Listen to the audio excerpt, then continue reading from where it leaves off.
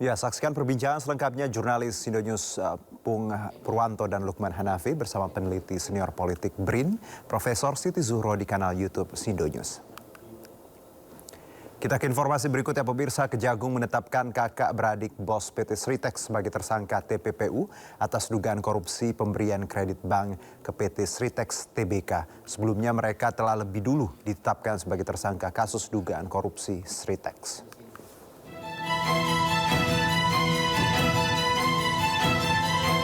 Kejaksaan Agung menetapkan kakak beradik bos PT Sri Rezeki Isman Tbk atau Sritex, Iwan Setiawan Lukminto dan Iwan Kurniawan Lukminto sebagai tersangka dugaan tindak pidana pencucian uang. Diketahui kakak beradik tersebut sudah lebih dulu ditetapkan sebagai tersangka kasus dugaan korupsi pemberian fasilitas kredit dari perbankan kepada PT Sritex. Kapus Penkum Kejagung Anang Supriyatna mengatakan Kejagung sudah menetapkan kakak beradik bos Sritex sebagai tersangka TPPU per tanggal 1 September 2025.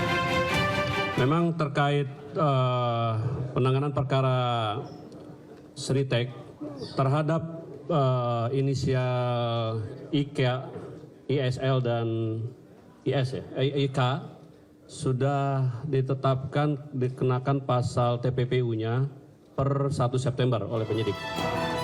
Sebelumnya Kejagung telah menetapkan 12 orang tersangka terkait dugaan korupsi pemberian fasilitas kredit dari perbankan kepada PT Sritex. Diperkirakan kasus ini menyebabkan kerugian negara lebih dari 1 triliun rupiah. Dari Jakarta, Ismalia Yudi Richard Seto Pratomo, iNews melaporkan. Mantan Sekretaris Jenderal Kementerian Agama Nizar Ali diperiksa KPK atas kasus dugaan korupsi kuota haji 2024. Nizar keluar dari gedung Merah Putih KPK sekitar pukul 12 siang usai diperiksa hampir 3 jam. Nizar mengaku tidak mengetahui pengaturan penentuan kuota haji tambahan yang kini tengah diusut KPK. Nizar saat ini diperiksa sebagai saksi atas kasus dugaan korupsi kuota haji 2024.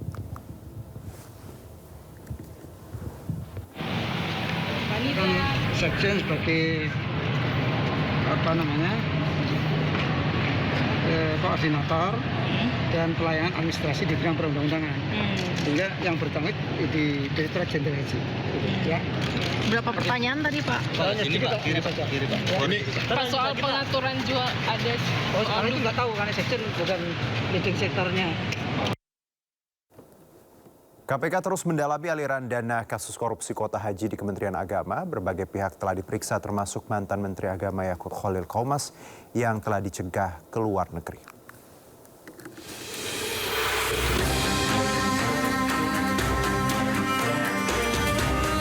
Kasus korupsi kuota haji 2024 memasuki babak baru. Komisi Pemberantasan Korupsi menyebut, aliran dana jual beli kuota haji khusus 2024 mengalir secara berjenjang sampai ke pucuk pimpinan di Kementerian Agama. Pelaksana tugas Deputi Penindakan dan Eksekusi KPK Asep Guntur Rahayu menyebut, aliran dana berasal dari agen travel dan besarannya berkisar 2.600 hingga 7.000 dolar Amerika Serikat untuk setiap kuota yang diberikan. Nah, aliran uang tadi yang 2.600 sampai 7.000 itu kemudian secara berjenjang. Jadi tidak directly ke atau dari travel agent itu ke pucuk pimpinan yang oknum di Kementerian Agama ini, tetapi kemudian secara berjenjang. Kalau di direktorat ya ujungnya kan direktur gitu ya. Kalau di kedeputian ujungnya yang deputi, terus begitu kan? Seperti itu. Menteri ya Pak? Ya, kalau di kementerian, ya ujungnya menteri. Kementerian. Untuk mendalami kasus ini, KPK juga telah memanggil pemilik Uhud Tour and Travel, Ustadz Halid Basalamah.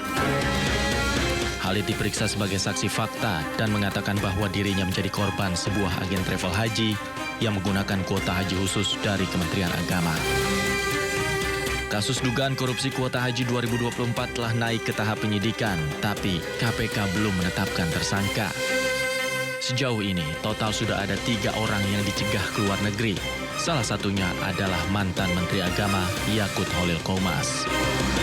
Dari Jakarta, Tim Liputan iNews melaporkan. Kejaksaan Agung sedang menyelidiki kasus dugaan korupsi perpanjangan konsesi tol Cawang Pluit PT Citra Marga Nusapala Persada atau CMNP milik Yusuf Hamka, dan kasus tersebut kini masih didalami.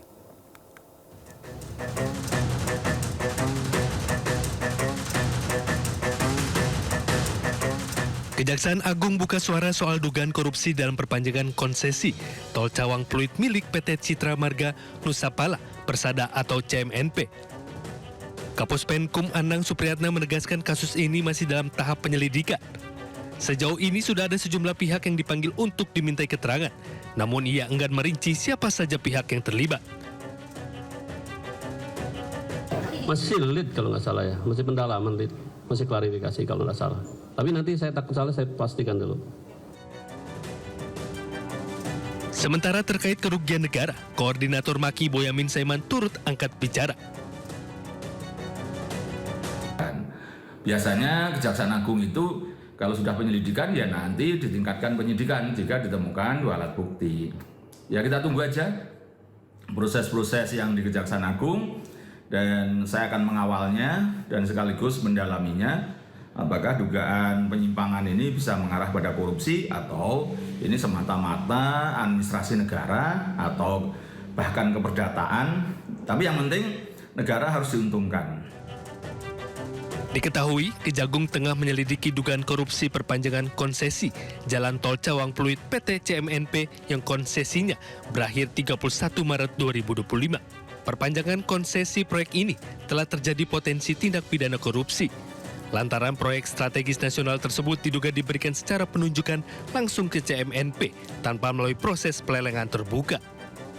Hingga informasi ditayangkan, pihak CMNP tidak merespon permohonan wawancara. Dari Jakarta, Ismalia, Yudi Richard, Seto Pratomo, Ainis melaporkan. Setelah unjuk rasa sepekan di berbagai wilayah di tanah air, pemerintah dan DPR akhirnya sepakat mempercepat pembahasan RUU perampasan aset. DPR RI sepakat memasukkan RUU perampasan aset ke dalam program legislasi nasional prioritas 2025.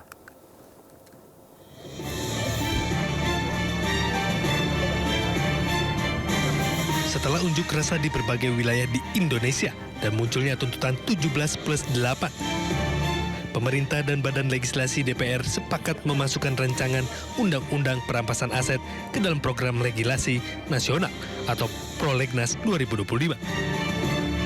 Menteri Hukum RI Supratman Andi Aktas pun mendukung langkah balik DPR untuk membahas RUU ini. Bahwa insya Allah dalam evaluasi prolegnas yang akan datang, maksudnya sekarang ini itu sudah disepakati akan diinisiasi oleh DPR. Karena itu dari awal juga memang DPR ingin menginisiasi itu, sehingga pemerintah tinggal menunggu hasil penyusunannya, kemudian nanti dikirim, Presiden akan menerbitkan supres. Sementara Ketua Balik DPR Bob Hasan memastikan pembahasan RUU perampasan aset akan mengedepankan partisipasi publik. Seluruh elemen masyarakat bisa memberi masukan ke dalam RUU perampasan aset secara terbuka.